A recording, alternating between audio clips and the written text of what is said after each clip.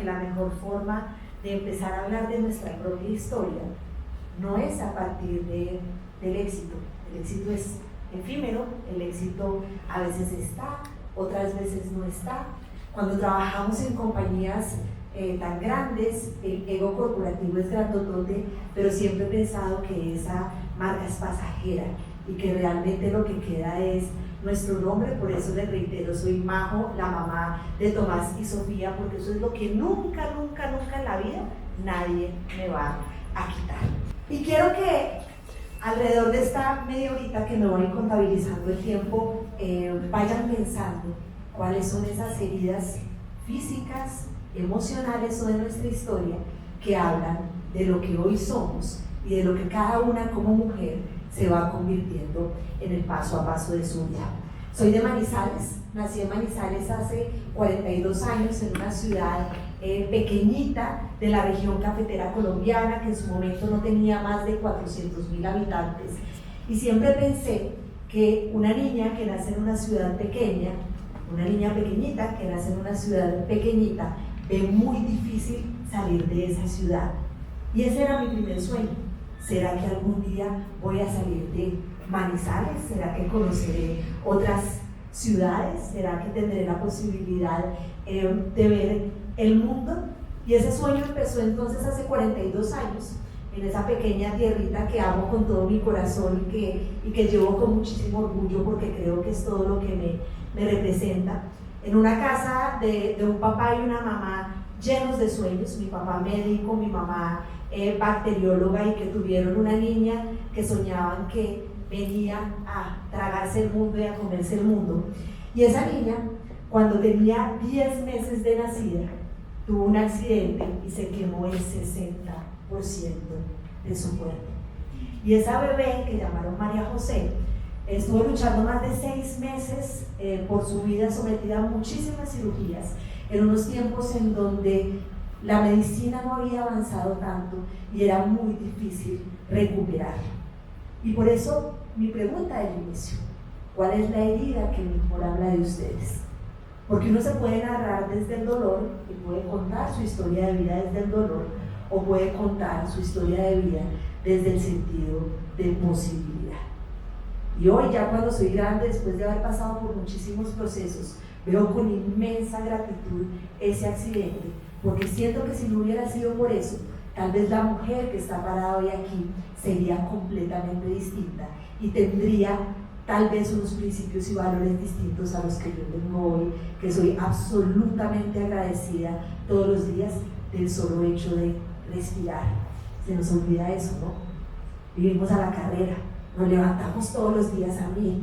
Tenemos una definición de éxito basada en una cantidad de figuras que nos han enseñado, especialmente ahora con el mundo digital, y se nos olvida que tal vez el mayor privilegio de la vida es poder estar vivas hoy, aquí, respirando. Y esa niña fue creciendo. Estas son fotos reales, ¿no? Les quise poner, mi equipo había hecho otra presentación y la noche la cambié. Yo ahí dije, no, yo voy a un lugar chiquitico, es un lugar íntimo y yo quiero llevar fotos desde la vida real. Así que esa pequeña niña fue creciendo, y fue creciendo en búsqueda de esa voz, una voz difícil de unos papás que como consecuencia del accidente se separaron. Así que yo a veces, con o sin razón, digo que soy hija de una madre soltera, una niña que además tenía muchas dificultades físicas. Los primeros 10 años de mi vida, aquí ya tenía la última cirugía, este bracito se me quedó pegado y yo no podía moverlo. Entonces, cuando un niño chiquito pues tiene problemas de movilidad, empieza a ser afectado por muchas cosas en su entorno escolar, pero de ahí viene, yo creo que uno de los mayores elementos que me ha traído a donde estoy hoy aquí, y es la lectura. Como yo no podía hacer ejercicio y nunca he sido deportista, la lectura me acompañó en esos momentos en donde no podía hacer muchas más cosas, y ahí encontré esa búsqueda, ese micrófono que ahí me acompañaba y que hoy me acompaña en la búsqueda de esa voz. Y ahí arranco con mi segunda pregunta. Les hice la primera: ¿cuál es la herida que mejor habla de ustedes? La mía es la quemadura. Siempre he pensado que la belleza viene del alma, y me he creído tanto que la belleza viene del alma que mucha gente me dice: Brutos, yo nunca en la vida me había dado cuenta que tú estabas quemada, y estoy quemada hasta aquí. Pero Como la belleza viene del alma, no necesariamente se ve, ya ustedes la van a empezar a ver y lo van a empezar a notar porque ya les conté, ya les acabo de sesgar el cerebro para que se fijen todo el tiempo a ver dónde es que vemos esa cicatriz. La segunda gran pregunta es, ustedes están hoy aquí, pues aquí físicamente en la 95-15, pero realmente en qué momento de su vida están. Y es ahí donde quieren estar. Ese es el punto de partida, es el punto de llegada, o es un escalón en este proceso de la vida que nos va a ir llevando poco a poco. Y a partir de ahí diseñé esta charla para hoy, que además había por ahí otras amigas que me preguntaron, nos perdimos la vez pasada tu charla, y les dije, el problema es que la de hoy es distinta a la que llevaba en esa otra ocasión, porque anoche sentándome a pensar qué podía traerles hoy, pensé en hablarles de cómo liderar con las alas rotas, y de cómo se puede liderar, y esos 5 pasos para seguir volando, porque cuando pienso en esa Majo de 8 años que tenía tantos sueños, pero que el símbolo de su bracito era tal vez una ala rota, aprendí muchísimas lecciones de liderazgo que les quiero traer hoy. La primera es reconocer su realidad, no luche contra su realidad. Si usted está quemado y no puede mover el brazo y no puede hacer ejercicio y lo único que puede hacer es leer, pues dedíquese a la lectura. Luchamos muchísimo contra esa realidad que nos tocó y nos paramos desde la víctima. ¿Por qué? ¿Por qué? ¿Por qué? ¿Por qué? No, no luche contra su realidad, asúmala desde el primer momento. La segunda, y es aceptar esa realidad. Ojo, no luche contra la realidad, acéptela, pero aceptar esa realidad no es rendirse. No es, entonces no, ya estoy jodida, entonces como ya estoy jodida, pues entonces hasta aquí llegamos, me cortaron esta alita, entonces como no tengo esta alita no puedo volar. Ojo, aceptar, y la aceptación desde la que hablan tantos autores en el mundo moderno no significa rendición. La tercera es, y la que más me gusta, navegar el presente con sentido de posibilidad. No es posible. A mis hijos les digo que lo único imposible es aquello que no se atreven a soñar. Y esa niña, nuevamente de Manizales, que tenía las alas rotas, que era hija de una madre soltera, que nunca pensó que podría educarse porque no tenía en esa casa muchísimo dinero, lo único que tenía en su cabeza y en su corazón eran sueños, y esa niña es hoy la vicepresidenta de reputación del grupo Bancolombia, así que los sueños se cumplan, y todavía tengo más, y espero todavía tener más, porque ese no es mi punto de llegada, ese no es mi punto de llegada. Y entonces esa niña fue creciendo, llegó a Bogotá, estudió, empezó a tener una vida supremamente exitosa, se dedicó a la consultoría, aquí como Silvi, se dedicó a entrenar miles de líderes empresariales, y en algún momento esa niña se perdió en ese ego. Dijo, no, pues llegué, como dicen los españoles, la pera, o sea, yo ya llegué. El ego que tenemos todos a veces nos captura, y cuando uno sale de pronto en una revista así, uno siente pues que ya llegó, que ya cumplió y que ya lo logró. Y cuando esa niña pensó que esa herida de sus alas de cuando tenía 10 meses había sido su principal herida de muerte, la vida lo que tenía para mostrarles era que había otra herida más grande que necesitaba llegar a su vida para que ella pudiera aprender. Hice todo este camino, aquí no me voy a detener, de este camino les hablaron hace un ratico. Trabajé en muchas compañías antes de llegar a Bancolombia. Aquí solo un mensaje, y es: la carrera no es estática. Yo creo que el éxito de las carreras es la movilidad, es aprender de diferentes temas, de diferentes sectores, y todo el tiempo retarse a salir de su zona de confort. Alguien alguna vez me preguntó, ¿tú cómo sabes el momento en donde tienes que moverte? Y mi respuesta es: cuando yo ya me levanto tranquila, porque puedo hacerlo con los ojos cerrados, ese día me tengo que ir, porque ese día dejé de aprender, y ese día es el principal día en el que tienes que moverte. Y llegó este día, el día que la vida me tenía marcado para que ese titular de ya llegué, ese yo ya salgo en la revista y en el periódico, me demostrara que no era el factor de éxito. En el 2021, mi hijo Tomás, cuando tenía 13 años, sufrió de acoso escolar y llegó a una unidad de cuidados intensivos en la Fundación Santa Fe, luchando por su vida. Y esa noche que todavía recuerdo como si fuera ayer, le pregunté al psiquiatra de la Fundación Santa Fe, dime yo qué pude haber hecho diferente, qué pude haber hecho distinto para no tener que estar aquí. Y el doctor Achuri lo que me dijo es, Majo, solo pudiste haber hecho una cosa, ayudar a que Tomás tuviera una voz para decirle a los demás, para, lo que me estás haciendo me hace daño, o una voz para pedir ayuda y que alguien pudiera socorrer. Y yo, la señora que salía en las revistas, la entrenadora de más de 1000 líderes empresariales en Colombia, la mujer que se había vestido de esa capa de éxito, se derrumbó, porque le había enseñado a todos a tener una voz, menos a su hijo mayor.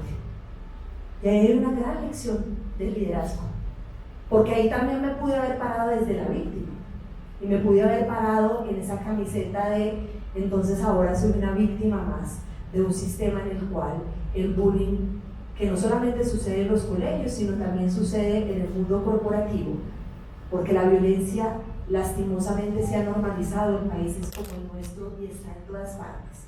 Se dice, y estaba leyendo esta mañana, cifras de que más del 57% de las mujeres colombianas han sido víctimas de algún tipo de violencia. Esa cifra es demoledora. Eso significaría que la mitad de este auditorio ha sufrido de algún tipo de violencia de género. Y eso no debería pasar, pero se nos ha vuelto absolutamente normal. Así que Majo, la mamá de Tomás, decidió no quedarse llorando en la unidad de cuidados intensivos de la Fundación Santa Fe, sino salir a luchar por esos derechos de esos niños colombianos, pero sobre todo por entender la causa raíz de qué es lo que nos lleva al bullying y al maltrato. Y de ahí nació un concepto muy bonito de liderar sin miedo. Y de ahí me eché al hombro la causa del bullying en Colombia, hasta llevarlo a la Corte Constitucional, a un fallo que hoy protege a todos los niños y niñas colombianos. Y el día que salió el fallo de la Corte Constitucional, nuevamente sale la pregunta, ¿y esto para qué? ¿Cuál es el propósito? Porque si lo que me pasó no me representa, ¿qué significa ahora navegar con sentido de posibilidad? Entonces, empecé a crear esa ruta de mi voz, que me encantaría hoy invitarlos a que creen la ruta de su propia voz. La ruta de mi voz empezó por decir, la entrenadora de las 1000 voces no supo darle voz a su hijo. Ahí sale la culpa, el dolor. Posterior a eso, el miedo al que dirán. ¿Sí? Claro, esa señora trabajaba tanto, nunca estuvo en su casa, por eso le pasó lo que le pasó, no es una mamá presente. Y salté de ahí muy rápidamente a ese llamado y a ese pasar de ser víctima a ser esa transformadora de realidades, no solo descubriendo mi propia voz, sino declarando algo, es la intención. Y ahí va mi tercera pregunta para la tarde de hoy, y es, ¿cuál es la intención en ese propósito de vida? Una intención que además nos permite conectar con la expectativa del otro. Estamos todo el tiempo muy yocentristas, ¿no? Mi propósito, mi vida, mi éxito, mi carrera, mi familia. Y realmente lo que nos está invitando la sociedad moderna es saber cómo podemos conectar con esa expectativa de ese otro, al que tal vez con mi propia causa yo pueda ayudar. Y de ahí nace el concepto, la voz del líder, y a partir de ese momento de tanto dolor, que hoy ha permitido además que mi hijo sea un niño de 15 años absolutamente exitoso, empoderado, libre y lleno de herramientas que seguramente le va a enseñar al mundo. Arranco una investigación para entender, no solo porque Tomás no tenía una voz, sino qué estaba pasando con el liderazgo colombiano y qué estaba pasando con la voz de los líderes colombianos. Y cuando hablo de voz de liderazgo estoy hablando de todas ustedes, porque es que el líder no solamente es el presidente de Bancolombia, es que el líder no solamente son los grandes ejecutivos de las principales organizaciones. Líderes somos todas las personas que nos despertamos todos los días a ser un pedacito de país. Y adivinen qué encontré, y aquí les voy a hacer la pregunta para tomar un poquito de agüita, y es, ¿qué porcentaje de colombianos usan su voz para liderar? ¿Quién se atreve a darme un número? ¿Un número? ¿Qué porcentaje? 0.